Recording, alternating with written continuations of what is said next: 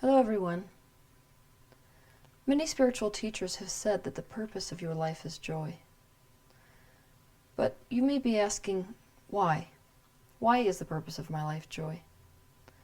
Today I'm going to do a demonstration that will help you to understand why we can say something like joy is the purpose of your life and really mean it, and how that goes hand in hand with universal expansion.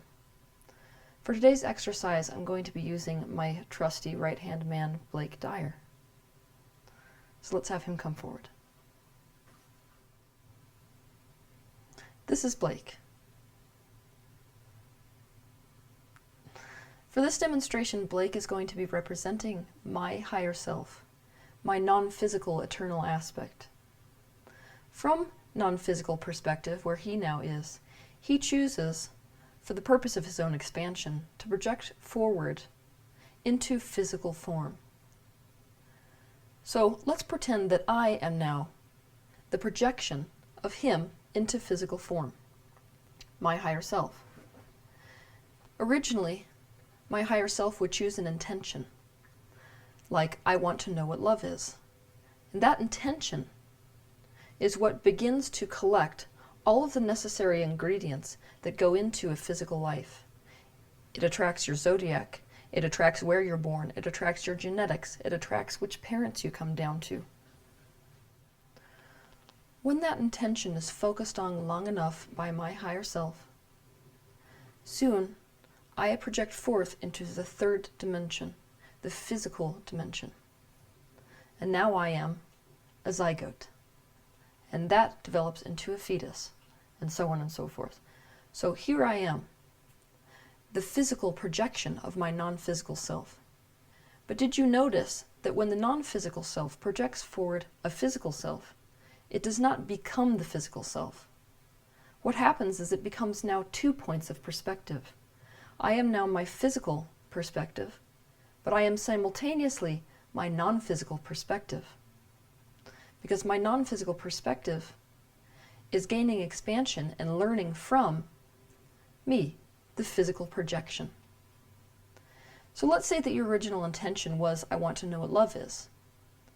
You would most likely choose to come down to experience a situation with lack of love. Maybe you were adopted when you were younger and your parents didn't want you.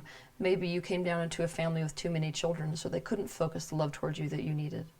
You would deliberately choose an experience like that because you can only understand love through the absence of love, the same way you can only understand white through the understanding of black, or vice versa. That's why they call the physical dimension the contrasting environment. It is based on knowing what you don't want that you know what you do want. So here I am, the physical projection of my non-physical eternal aspect, my source self. Some could call this the higher self. Through understanding the contrast, I am giving rise to my ideas. I'm giving rise to the preference.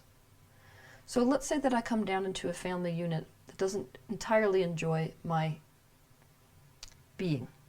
Let's say I come down and feel unloved. The minute that I feel unloved, I am giving birth to my idea of what love looks like to me. It is through my knowing what I don't want that I know what I want. And so, when I feel unloved, I give birth to the idea of what loving feels like. That idea is a vibration, a very strong vibration within the universe. And what makes it the most strong is desire.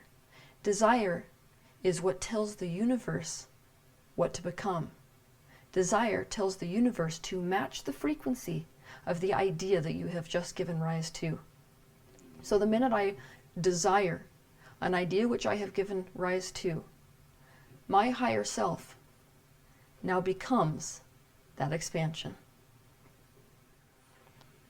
So, as you see, I just projected forth my idea of what being loved would feel like, by virtue of experiencing what the lack of love feels like. And now my higher self, because of the fact that I have desired that idea, has become that vibration. It now stands in that vibration solidly. Why? Because your higher eternal aspect has no resistance. Resistance meaning, I want that, but I don't think I can have it. I want that, but no one I know has those things.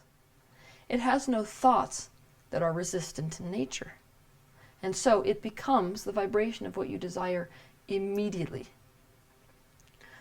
So you and your higher self are a match. You are more or less in alignment, but you are a match in the same way that a magnet is a match to another magnet, because you are the projection of it. And so, let's pretend that this rope is a magnetic pole between my higher self and me, the non-physical aspect and the physical aspect. You must stay a match to you. You can, it's true, develop a gap between yourself and your higher self. A gap is a bit of an overstatement, because if you were ever to actually have a full gap between you and your higher self, you would cease to exist. But in order to survive, you must stay a match to your non-physical aspect, your higher self. So let's say that this is this magnetic pole that we've got between me and my higher self. The second I give rise to a desire, my higher self, source, is now pulling me in the direction, go ahead and pull me, pulling me in the direction of it. See, so I'm now being pulled, and it is now organizing all of the circumstances, all of the events, all the people necessary for me to realize, that is, fully manifest that desire in the physical, so I can experience that manifestation in the physical. Now, here is where our emotions come into play. If I am thinking a thought which feels emotionally negative to me, that is my indication that vibrationally it is out of alignment with the vibration my higher self now holds. And remember, the higher self is now in the exact position of the desire which I have given rise to. So, if I'm feeling negative emotion, that's the indication that the thought that I'm currently holding is in resistance to my higher self. And you feel the pain of that sensation, because it's as if you're facing against that magnetic current. That's what negative emotion is. Positive emotion is your indication that you are thinking a thought which is allowing you to flow towards this magnetic current in the direction of your higher self, of your non-physical aspect. And the minute that you meet, share the same position, the same vibration with your non-physical source self, you have manifested your desire. Because remember, your higher self became the vibration of that which you have given birth to in terms of desire. So your higher self lining up with your higher self means that you will manifest whatever it is you have desired. Why? Because you have matched that frequency exactly. So the most important thing to understand about this demonstration is this. If I am feeling negative emotion, that's my indication that the thought that I'm thinking is in opposition to my higher self and therefore my desires. If I'm thinking a thought that feels emotionally positive, then that's my indication that I am allowing myself to go in the direction, allowing myself to line up with my higher self and therefore my desires. This process is the process of expansion, because it continues and it continues. The minute that I line up with my higher self, then I give rise from this new platform of contrast to a brand new desire. So now my higher self joins that new frequency. And then, if I'm thinking thoughts that are feeling emotionally good to me, I'm lining up with that expansion. And this continues to happen and continues to happen.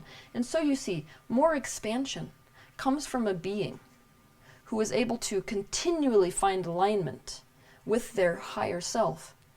Because from that alignment, you give rise to new ideas and new preferences, and then the universe is able to expand even farther.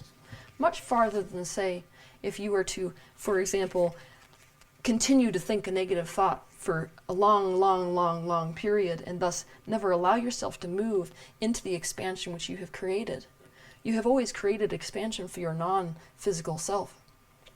But you living, the byproduct of that expansion, only occurs when you yourself allow yourself to line up with your non-physical aspects and therefore your desires.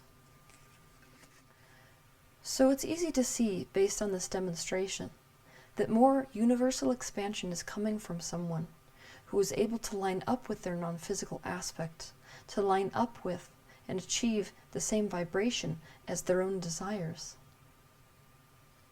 Now, how does this play into happiness? Like we said, if you're thinking a thought which registers as positive emotion to you, that positive emotion is your indication that the vibration, the thought that you're currently holding, is a match to your non-physical self and your desires, which are standing in the place of expansion for you. If you line up with that expansion, you can now give rise to new desires, which will further the expansion of your eternal aspect. And so, this is why we can say that happiness is the purpose of your life. Because we understand that we are all here for one reason. We are facilitating the expansion of the universe. We are merely extensions of this universe. We are extensions of source energy. And because expansion is the purpose of this universe, and your expansion is a byproduct of you lining up with your joy over and over again, each time you give rise to a new desire, you allow yourself to flow in the direction of it by thinking thoughts which feel emotionally good to you, then it is an interchangeable concept that expansion is the purpose of our lives here, and the purpose of your life is joy, because joy, or happiness, is how you are enabling that expansion to occur. Have a good week.